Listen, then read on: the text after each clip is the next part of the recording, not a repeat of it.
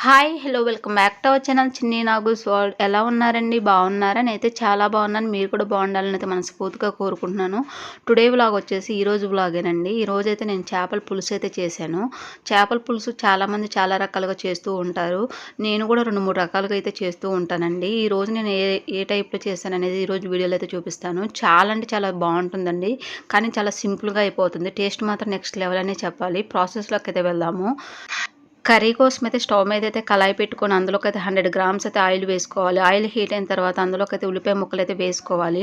ఉల్లిపాయ ముక్కలు మంచిగా వేపుకోవాలండి, అప్పుడే కర్రీ టేస్ట్ అనేది బాగుంటుంది.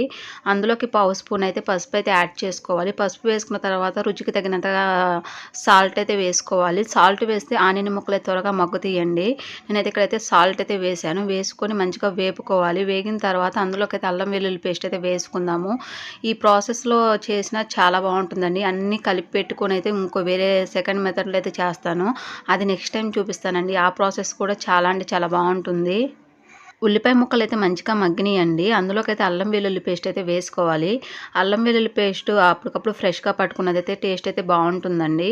అల్లం వెల్లుల్లి పేస్ట్ వేసుకున్న తర్వాత పచ్చివాసన పోయే వరకు అయితే వేపుకోవాలి. వేగిన తర్వాత మనమైతే ఫిష్ ముక్కలు అయితే యాడ్ చేసుకుందాము. నేను ఫిష్ని అయితే కొంచెం పసుపు, కొంచెం లెమన్ వేసి అయితే మంచిగా, కొంచెం పెరుగు వేసి అయితే మంచిగా క్లీన్ చేసుకున్నానండి. అలా క్లీన్ చేసుకుంటే నీచు స్మెల్ అనేది లేకుండా ఫిష్ బాగుంటుంది.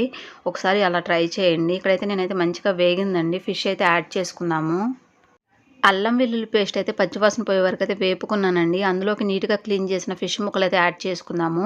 ఫిష్ ముక్కలు వేసుకున్న వెంటనే గరిటెతో అయితే తిప్పుకోవచ్చండి. ఎందుకంటే వేసిన వెంటనే కొంచెం గట్టిగా ఉంటాయి కాబట్టి మనం గరిట అయితే తిప్పవచ్చు. తర్వాత అయితే గరిట అయితే ఎక్కువ యూజ్ చేయకూడదండి. మనం క్లాత్ పెట్టి అయితే తిప్పుకోవాలి. ఇక్కడైతే నేనైతే మంచిగా తిప్పుకొని 2 నిమిషాలు అయితే ఆయిల్లో మంచిగా ఫ్రై చేసుకుంటాను. అసలు నాకు మ్యారేజ్ కాకముందు ఈ ఫిష్ కర్రీ అసలు తినేదాన్నే కాదండి. ఇంకా నాకు మ్యారేజ్ అయిన తర్వాత అన్నీ నాన్ వెజ్ కర్రీస్ తినడం అయితే స్టార్ట్ చేశాను. అసలు వండటం కూడా వచ్చేది కాదు. ఫస్ట్‌లో స్టార్టింగ్‌లో వండానంటే ఏ పులుపు ఎక్కువ అవ్వటమో, ఏ కారం ఎక్కువ అవ్వటమో ఏదో ఒకటి అయితే జరిగేది.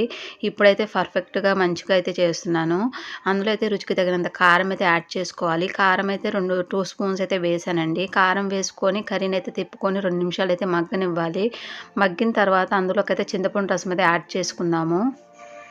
ఎవరు కూడా ఫ పుట్టుకతోనే చెఫ్‌లయితే కాలేరు కదండీ. 2, 3 వంటలు చెడిపోతేనే నెక్స్ట్ ఏమైతే మంచిగా అయితే చేసుకోవడం అయితే నేర్చుకుంటాము. నేను అలాగే 2 టైమ్స్, 3 టైమ్స్ అయితే ఫిష్ కర్రీ అయితే చెడగొట్టేసాను. ఇంకా తర్వాత నుంచి అయితే చాలా అంటే చాలా బాగా చేస్తానండి. ఇప్పుడు మాత్రం చాలా అంటే చాలా బాగా చేస్తాను. అందులోకైతే చింతపండు రసం అయితే యాడ్ చేసుకుందాము. చింతపండు రసం వేసుకొని మంచిగా తిప్పుకోవాలండి. క్లాత్ పెట్టయితే తిప్పుకోవాలి. గరిటె పెడితే ఎందుకంటే ముక్కలైతే చిదిరిపోతాయి. కాబట్టి క్లాత్ పెట్టయితే తిప్పుకుందాము. నాకు మ్యారేజ్ అయిన కొత్తలో అయితే మా అత్తయ్య గారు చేసిన ప్రాసెస్‌లో అయితే ఎక్కువగా చేసేదాన్నండి.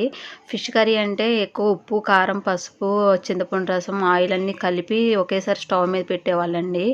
అలాగే నేను కూడా స్టార్టింగ్‌లో అలానే చేసేదాన్ని. తర్వాత నుంచి అయితే కొంచెం నా స్టైల్ మార్చానండి.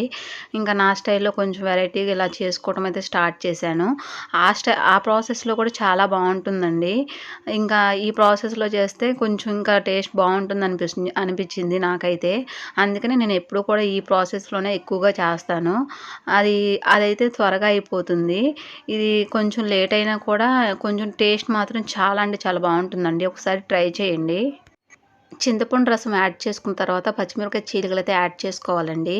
ఇంకా ఇప్పుడు పచ్చిమిరపకాయ చీలికలు వేసుకున్న తర్వాత కర్రీని అయితే ఒక 10 నిమిషాలు అయితే కుక్ చేసుకోవాలి.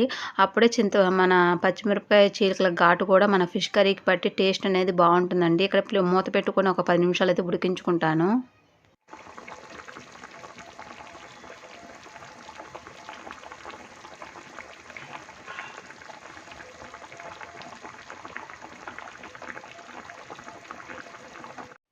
10 నిమిషాల తర్వాత అందులోకైతే ఫిష్ మసాలా అయితే యాడ్ చేస్తున్నాను. ఫిష్ మసాలా వేసుకొని 2 నిమిషాలు అయితే ఉడకనివ్వాలండి. ఉడకనిస్తే యమ్మీగా ఉండే ఫిష్ కర్రీ అయితే రెడీ అవుతుంది.